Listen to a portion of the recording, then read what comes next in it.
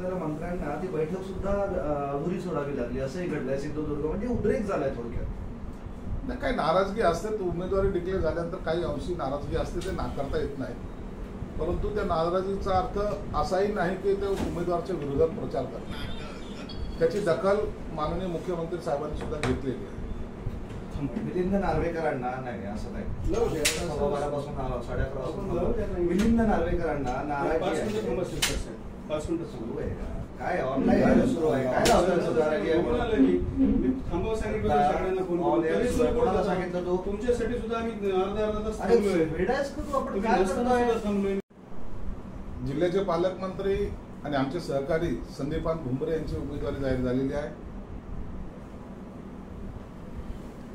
25 तारखेला सकाळी 11 वाजता त्यांचा फॉर्म भरायला स्वतः मुख्यमंत्री साहेब येणार आहेत. उदय सामंत असतील, शंभूराजे देसाई सुद्धा असतील. रॅलीने ही मिरवणूक क्रांती चौक पासून सुरू होईल. गोलमंडीवर माननीय मुख्यमंत्री सर्व शिवसैनिकांना संबोधित, मतदारांना संबोधित करतील. त्यानंतर ते फॉर्म भरायला जातील. रत्नागिरी सिंधुदुर्गमध्ये जी काही शिवसैनिकांची नाराजगी आहे, आपल्या माध्यमातून जे कळाले की त्यांनी नाराजी व्यक्त केली, त्या संदर्भामध्ये सुद्धा एकनाथ शिंदे साहेबांनी अनेक जे काही महत्त्वाचे पदाधिकारी आहेत त्यांच्याशी चर्चा करण्याचं मनोदय व्यक्त केलेलं आहे. त्यांच्याशी ते चर्चा करतील. एक मात्र निश्चित आहे, शिवसेना ही नारायण राणे साहेबांसोबत आहे. महायुती असल्यामुळं ती सीट आम्ही प्रचंड मताने निवडून आणू असा निर्धार सर्वच शिवसेना असेल, भाजप असेल, राष्ट्रवादी अजितदादांचे असेल, यांनी हे घेतलेला सर्वांनी घेतलेला संकल्प आहे. म्हणून असलेले वाद सुद्धा तातडीने मिटवण्यात येतील. त्याबद्दल चिंता करण्याचं काही कारण नाही. त्यांना दक्षिण मुंबईची जागा आपण देणार आहात लोकसभेसाठी आणि त्यामुळं आता पुन्हा एकदा शिवसैनिकांमध्येही गोंधळ आहे आणि खरंच ही इन्कमिंग होणार आहे का तुमच्याकडे असाही प्रश्न उपस्थित केला जातो.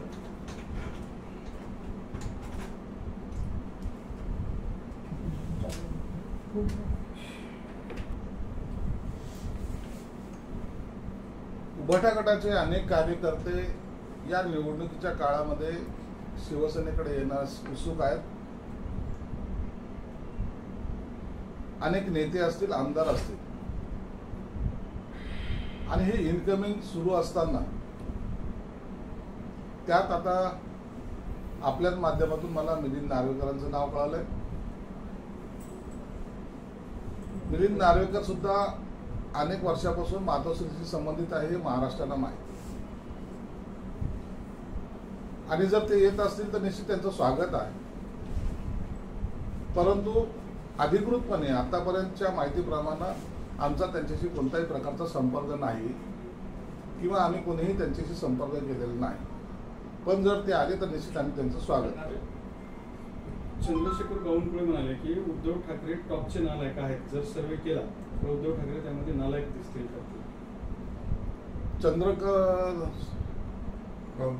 बावनकुळे यांनी जे काही स्टेटमेंट केले ते त्यांचं वैयक्तिक त्यांनी केलेलं टीका आहे. परंतु काल ज्या पद्धतीनं उभाटा गटाचे नेते माननीय उद्धव ठाकरे जे बोलले ते सुद्धा संयुक्तिक नव्हतं. माझ्या मुलाचा मुख्यमंत्री बनवण्यासाठी देवेंद्र फडणवीस साहेब त्याला तयार करतायत, त्याचा अर्थ सर्वसामान्य शिवसैनिकाला कळालेला नाही. मुलाला मुख्यमंत्री करण्यासाठी जर देवेंद्र फडणवीसाकडे जाऊन तुम्हाला जर क्लास घ्यावा लागत असतील तर तुमच्याकडे असलेल्या इतर कार्यकर्त्यांनी कुणाच्या तोंडाकडे पाहावा हा सुद्धा प्रश्न आता उपस्थित होत चाललेला आहे.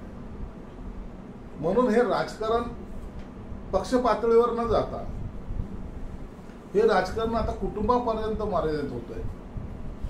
माझ्या कुटुंबाची जबाबदारी कोण घेईल, त्यांच्याबरोबर मी युती करेल असा जर तुमचा समज असेल तर तोही मला वाटतं शिवसैनिकाला रुचणारा नाही. ज्या स्वाभिमानानं ज्यांना विरोध करून ही शिवसेना उभी राहिलेली आहे त्यांच्याबरोबर केलेली युती हीच लोकांना मुळात पसंत पडलेली नव्हती. आणि त्याच्यानंतर तुम्ही सुद्धा युती करून त्यांच्याच मांडीवर जाऊन जे बसलाय, त्याच्यामुळं तुमच्याबद्दलची असलेला विश्वास हा आता गमावलेला दिसतोय. एक काळ असा होता की तुमच्या बद्दल किंवा इतरांबद्दल सुद्धा बोलायची हिंमत नव्हती, पण आता प्रत्येक जण तो तुमच्यावर कॉमेंट्स करायला लागला. याचा अर्थ असा होतोय की तुम्ही तुमची नैतिकता गमावलेली आहे. उद्धव ठाकरेंना भ्रमिष्ठ तुम्ही म्हणाला होता, त्यावर अंबादास दानवेंचं म्हणणं आहे, तुम्ही म्हणजे तुमचे पक्ष की उद्धव साहेबांना तुम्ही भ्रमिष्ठ म्हणत असाल तर मग तुम्ही महाभ्रमिष्ठ आणि ठार वेडे झालेला आहात. हे काही उत्तर झालं का? एकीकडे म्हणायचं की आम्ही आमचा बंद खोलीत चर्चा केली, तिथं आम्हाला वेगळं आश्वासन दिलं होतं. दुसरीकडे सांगायचं देवेंद्र फडणवीस साहेबांनी वेगळं आश्वासन दिलं होतं आणि त्याला खोली म्हणू नका, त्याला मंदिर म्हणा. मग त्याला मंदिर म्हणलं तर ते मंदिर सोडून मातोश्री 2 मध्ये जाण्याचं कारण काय, हाही मोठा प्रश्न उपस्थित होतो. जर ज्याला आपण आदर्शस्थान किंवा आपलं मंदिर म्हणतो ते मंदिर सोडून आपण मातोश्री 2 मध्ये जातो आणि चर्चा करायला मातोश्री 1 मध्ये येतो, ही गणित सुद्धा लोकांना कळत नाहीत ना. म्हणून भ्रमिष्ठ सारखं बोलणं हे सुद्धा मला वाटतं काही गैर नाही. नाशिकची जागा आणखी नाशिक पाहिजे तर ठाणा आम्हाला द्या, अशी कोणतीही भाजपकडून ऑफर आलेली नाही. नाशिकची जागा ही शिवसेनेची आहे, ती शिवसेना लढवणार आहे, हे निश्चित झालेलं आहे. यावर कोणताही संभ्रम नाही. उमेदवारची घोषणा कदाचित उद्या परवापर्यंत होईल.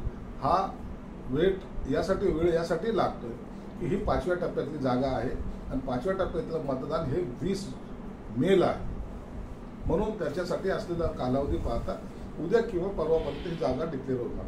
उद्धव ठाकरेंना पुत्रप्रेम आहे. ज्या उद्धव ठाकरेंनी चोरून मंत्रीपद घेतलं, उद्धव ठाकरे मुख्यमंत्री झाल्यानंतर पहिलं मुलाला मंत्री केलं. 2.5 वर्षात 2च तास मंत्रालयात आलेला मुख्यमंत्री, महाराष्ट्राच्या इतिहासातील पहिला निष्क्रिय मुख्यमंत्री, बावनकुळेंचं म्हणणं आहे. नाही, याच्याबद्दल तर शरद पवार साहेब पण बोललेत ना. त्यांनी जे पुस्तक लिहिलं त्या पुस्तकामध्ये सुद्धा त्यांनी हे सांगितलंय की उद्धव ठाकरे साहेब हे मंत्रालयात केवळ 2 वेळा आलेले, त्याचा उल्लेख त्यांनी त्यांच्या पुस्तकात केलेला आहे. आणि मग ज्यांच्या बरोबर युती आहे त्यांनी जेव्हा तुमच्याबद्दलचं असं स्टेटमेंट केलं तर मग बावनकुळेंनी केलेलं स्टेटमेंट काही गैर नाही, ती सुद्धा वस्तुस्थिती आहे. मग अशी वस्तुस्थिती आपल्याला नाकारता सुद्धा येणार नाही. जाणता राजा शरद पवार कृषी मंत्री असताना शेतकऱ्यांना वीज मिळत नव्हती, बी बियाणं मिळत नव्हतं. मोदींनी शेतकऱ्यांना मजबूत केलं. शरद पवारांचा इतिहास पाहिला तर महाराष्ट्राच्या शेतकऱ्यांवर सर्वाधिक अन्याय झाला. पुन्हा बावनकुळेंचा शरद पवार साहेबांनी त्यांच्या खात्यामध्ये निश्चित काही बदल केले असेल किंवा शेतकऱ्याचं हितही जपलं असेल, परंतु ज्या पद्धतीने पाहिजे त्या पद्धतीने शेतकऱ्याचं भलं केलेलं आहे. त्याचा परिणाम जर पाहिला तर आज शेतकरी असेल किंवा इतर जो काही शरद पवारांना मानणारा वर्ग होता हा त्यांच्यापासून दूर झालेला आहे. ज्याला आम्ही जाणता राजा म्हणायचो, ज्यांना आम्ही सर्व क्षेत्रातला ज्ञानी म्हणायचो, त्यांनी शेतकऱ्यांसाठी काही केलं नाही. हा राज सुद्धा शेतकऱ्यांच्या मनामध्ये आहे. त्याचे आता परिणाम ज्या ठिकाणी आता शरद पवार साहेब जात आहेत त्या ठिकाणचे सभा जर तुम्ही जर पाहिल्या तर त्याला मिळणारा प्रतिसादावरून आपल्या लक्षात येईल. देवेंद्र फडणवीसांनी ट्विटरवरून उद्धव ठाकरेंना प्रत्युत्तर दिलं. बाळासाहेबांची विचार त्यागले, त्यांचा आदर करू शकलो नाही, दररोज एक कपोलकल्पित कथानक तयार करून कुणाची दिशाभूल करत आहात. महाराष्ट्राचा विकास ही काही सलीम जावेदची स्क्रिप्ट नाही. आता ही लोकसभेची निवडणूक आहे. या निवडणुकीमध्ये काय बोललं पाहिजे हे एकदा ठरवा ना. तुम्हाला घरगुती भांडण करायचंय का, नळावरचं भांडण करायचंय का, माझा नंबर पाहिला असं काही करायचंय, देशाच्या हिताचं काही बोलायचं, तुम्हाला विकासावर काही बोलायचं का नाही बोलायचं, इतर देश आपल्या देशावर होणारं आक्रमण त्याच्यावर काय बोलणार आहात का. मोदी साहेबांनी जर ते सांगत असतील की होय आम्ही 370 कलम रद्द केलेलं आहे, आम्ही समान नागरिक कायदा लागू करतोय, आम्ही राम मंदिर बनवलंय, त्याच्यावर काही उत्तर तुमच्याकडे आहेत का, त्याच्यावर तुमचे काही प्रश्न आहेत का. हे प्रश्नाला बगल देऊन आता कौटुंबिक भांडण हे लोकसभेच्या तोंडावर तुम्ही करताय. याचा अर्थ असा होतोय की तुम्हाला त्या महागाईबद्दल, त्या असलेल्या विकासाबद्दल काही देणं घेणं नाही. मला आमचं कुटुंब पाहायचंय हे जर तुमचे विचार असेल तर सर्वसामान्यांना कसे परवडतील. म्हणून देवेंद्र फडणवीस साहेबांनी जे काय ट्विट केलेलं आहे त्यांनी हेच सांगितलंय की तुमचा कल हा तुम्ही तुमची साईड चेंज करून आता घरापर्यंत आलेले आहात. आणि यालाच भ्रमिष्ठपणा म्हणतात. हे जे त्यांनी वाक्य वापरलेलं आहे या अर्थाने ते योग्य आहे. दुसरा एक मुद्दा असा आहे की अजित पवार सातत्याने एक मुद्दा बाहेर आणतात. 2019ला भाजपसोबत जाण्यासाठी अमित शहाची आणि शरद पवारांची एका मोठ्या उद्योगपतींच्या घरी बैठक झाली होती आणि ही बैठक झाल्यानंतर पुन्हा जेव्हा शरद पवार मुंबईला आले त्यावेळेला त्यांनी शब्द फिरवला असं सुद्धा अजित पवार सांगतात. त्याला प्रतिक्रिया देताना शरद पवार म्हणाले की चर्चा होत राहतात पण अंतिम रिझल्ट काय होता. आणि अजित पवार गावर असं म्हणाले होते की अमित शहानी म्हटलं होतं शब्द दिला तर तो पाळा म्हणून मी पहाटेची शपथ दिली. नक्की येते. याच्या बैठका अनेक वेळा झालेल्या आहेत. अनेक वेळा बैठक झाल्या तर ह्या बैठका आपण किती जरी म्हणलं की ऑफ द रेकॉर्ड बैठक होत्या किंवा गुप्त बैठक होत्या, आजचा जमाना हा ॲडव्हान्स झालेला आहे. प्रत्येक ठिकाणी हा CCTV फुटेज मिळू शकतं, सर्व मिळू शकतं. काढायचं तर सर्व निघू शकतं. परंतु तिथं दिलेला शब्द, तिथं बोललेलं वाक्य, शरद पवार साहेबांबद्दलचं लोकांमध्ये हा जो काही समज आहे तो पुन्हा त्यांनी सिद्ध करून दाखवला की शरद पवार पूर्वेला जायचं असेल तर पश्चिमेला चाललो म्हणून सांगतात. ही त्यांची जी काही पहिल्यापासूनची नीती आहे म्हणून त्यांच्यावर कोणी विश्वास ठेवत नाही. आणि अजितदादासारखा माणूस दिलेला शब्द पाळणारा असल्यामुळं त्यांनी येऊन शपथ घेतली. हे शरद पवार साहेबांनी अमित शहाला दिलेल्या शब्दानुसार शपथ घेतली. म्हणून यात हे खोटं बोललेलं नाही हे शरद पवारांनाही माहिती. परंतु आज राजकारणामध्ये जर ते सत्य जर समोर आलं तर त्यांच्या असलेल्या काही जो काही त्यांच्याबद्दलचं असलेलं पाठबळ ते सुद्धा त्यांच्यापासून निघण्याची त्यांना भीती आहे. म्हणून त्यांनी आता ही भूमजाची भूमिका घेतलेली. आणि देवेंद्र फडणवीसांना ज्युनियर असलेल्या एकनाथ शिंदेच्या हाताखाली काम करावं लागतं असं माननीय आपले मित्र संजय राऊत. संजय राऊतला माहीत नाहीये. संजय राऊत हा सगळ्या कथोकल्पित गोष्टी सांगत असतो. जी ताकद एकनाथ शिंदे साहेबांनी दाखवली ती यापूर्वी कधीही कुणीही दाखवलेली नाही. आणि जो माणूस लढवय्या आहे त्या लढवयाला त्या लढवयाचं मेडल मिळालं पाहिजे. त्या पद्धतीने त्यांना मुख्यमंत्रीपद दिले. आम्ही काही मागितलं नव्हतं त्यांना, पण त्याने दिलंय. आणि आज पाहिलं तर मुख्यमंत्री म्हणून एकनाथ शिंदे साहेब टॉपर म्हणून हे करोनामध्ये VC घेणारा मुख्यमंत्री नाही आहे, तर हा टॉपर जनतेत जाऊन आज आपलं अस्तित्व त्यांनी निर्माण केलं. म्हणून नरेंद्र मोदी साहेब असतील, अमित शहा साहेब असतील, हे सर्व नेते असतील भाजपचे, ते आज देवेंद्र फडणवीसासहित सर्वजण एकनाथ शिंदे साहेबांना एक सन्मान देतात. त्याचं मागचं कारण एक आहे त्यांनी केलेला त्याग आणि त्यांचं काम करायची असलेली पद्धत. मोदी शहा यांनी फडणवीसांची पंकज छाटले. राऊत मोदी शहाने त्यांचे पंख छाटले का तर त्यांना गरुड जीप घेणार आहे या बाबतीची चर्चा करण्याचा अधिकार संजय राऊतला दिलाय कोणी? उबाटा गटाच्या फोडीमध्ये तुम्ही सर्वात मोठा हात तुमचा होता. शरद पवारची राष्ट्रवादी फोडण्यामध्ये सर्वात मोठा हात तुमचा होता.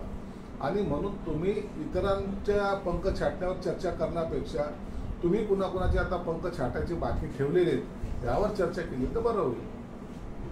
उद्धव ठाकरे यांना आदित्य ठाकरेंना मुख्यमंत्री करायचं होतं असं बावनकुळे म्हणाले. उद्धव ठाकरेंना आदित्य ठाकरेंना मुख्यमंत्री करायचं होतं असं बावनकुळे. आदित्य ठाकरे अत्यंत सिनियर नेता आहे. त्यांना मुख्यमंत्री केल्याशिवाय महाराष्ट्र पुढे गेला नसता असा कदाचित त्यांचा समज असावा. बरं, तुम्ही इथे उमेदवारी जाहीर केली का? आणि त्यानंतर तुमच्याच पक्षाचे जिल्हा प्रमुखांनी एक फेसबुक पोस्ट टाकली, तुम्ही वाचली असेल. दुसरे जे इच्छुक विनोद पाटील होते त्यांनी असा आरोप केलाय की 2 आमदारांनी माझा तिकीट कापलं, माझा पत्ता कट केला, रोज कोणाकडे आहे समजेल तुम्हाला. कसं बघताय तुम्ही? इथे सगळी नाराजगी आहे त्यावर. उमेदवार असतात, उमेदवारी अशी नाराजी व्यक्त करत असतात. ज्यांना मिळालं तो खुश असतो, ज्यांना मिळालं नाही तो आरोप करत असतो. त्या पद्धतीने त्यांनी कदाचित आरोप केला असावा. आणि जिल्हा प्रमुखांनी काही पोस्ट केली होती मला वाटतं 15 मिनिटात त्यांनी डिलीट केली पण आहे. म्हणून त्यांच्या मनातल्या खदखद थोडी व्यक्त करायचा प्रयत्न केला. परंतु ते सर्वजण आम्ही बरोबर काम करणार आहोत. पण ही नाराजगी निवडणुकीत त्रास देऊ शकते ना? नाही असं काही नसतं. उमेदवारी डिक्लेअर होईपर्यंत ही नाराजगी असते. नंतर सर्वजण मिळून काम करतात आणि आताही सर्वजण मिळून आम्ही काम करणार आहोत. विनोद पाटील तुमच्या पक्षाचा नाही आहे ना? आता विनोद पाटील आमच्या पक्षाचा आहे की नाही आता ते त्यांनी ठरवायचं. जेव्हा उमेदवारी मागितली याचा अर्थ त्यांनी पक्षाशी कनेक्ट होण्याचा प्रयत्न केलेला आहे. जर ते पक्ष आले तर त्यांचं स्वागतच आहे. ओके.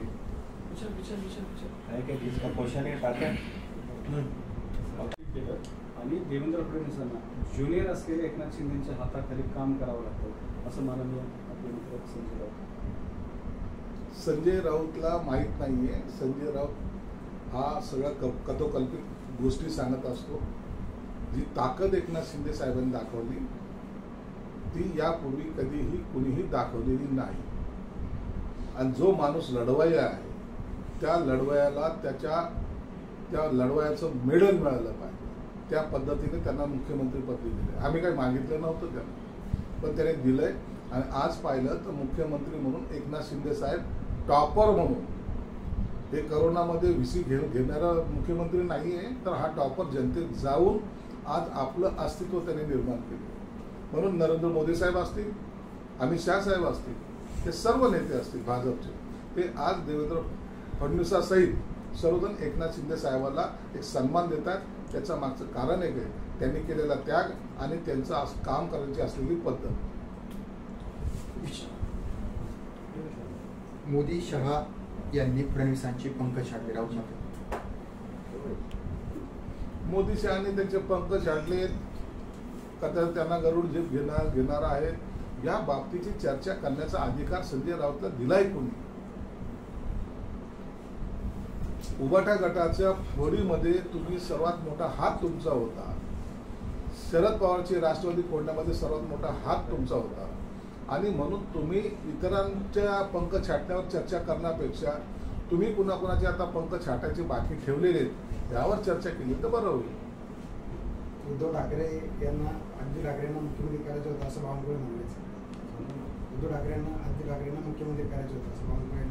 आदित्य ठाकरे अत्यंत सिनियर नेता आहे. त्यांना मुख्यमंत्री केल्याशिवाय महाराष्ट्र पुढे गेला नसता असा कदाचित त्यांचा समज असावा. बरं, तुम्ही इथे उमेदवारी जाहीर केली का?